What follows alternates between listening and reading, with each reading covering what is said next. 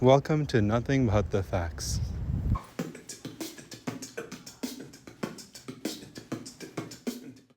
Hi everyone, welcome to Amit-Hub, Nothing But the Facts, episode 7. This episode is about Venom 3 and how absolutely horrible it was. I mean, as the title said, it was just hot garbage. I don't even know where to begin. Actually, I do. I think this movie is just an indictment and representation of everything that's gone wrong with Marvel and the whole MCU universe in the past few years. I mean, whether it's the overuse of technology, this VFX unnecessarily. I'm a fan of using CGI and really cool creative versions of CGI and visual effects, but this is unnecessary and it makes it look cheap. There were moments in the movie, for example, when the movie's based in San Francisco, many scenes happen there, and the desert as well, like Las Vegas, where it's very easy for some film crew to, even use a standalone city that's different, or it's a random desert background, which would probably make the movie seem authentic. No, the producer or director decided to VFX that in, CGI that in, and make it look cheap and tacky. It was just quite sad. In terms of performances, I mean, I love Tom Hardy, but what have you done? What have you done? He's become a caricature of himself in this movie. I still think he's a great actor, but just definitely sold his soul. Every other person in this movie was shocking. There was no depth, no arc, no development. I was never, and I don't think you would be, invested in any character in that movie whatsoever. There were moments where I almost wished that some of the protagonists would just leave the screen. It was so bad. Now, in terms of casting and using people, then that was, wow. That's a new low for Marvel, honestly. There are two characters in particular. One of them is Chiwetel Ejiofor from, I think, Doctor Strange. I don't know what his character name in that was. Doesn't really matter. And we saw that.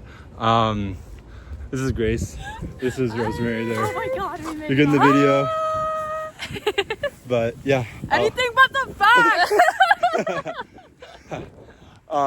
Yeah, that little interlude.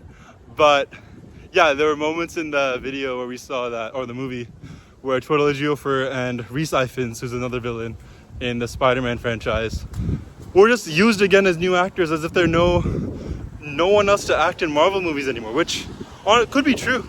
It could be true just because of how bad they've become, but how on earth does a movie with the budget of Venom 3 either lack the talent or funding to secure a new actor to not conflate the idea of the whole multiverse, right? Because if Marvel or Venom or Sony, whatever it is now, is trying to make the multiverse be something that is somewhat viable or logical or create some sort of long-term payoff, and how on earth are you going to use the same actors in different roles without any relevance or connection and make that somehow be justified, right? Because there are times in the Spider-Man franchise where you see, okay, somebody died, but now they're alive because it's a different multiverse, different universe. It somehow works, but this was just appalling.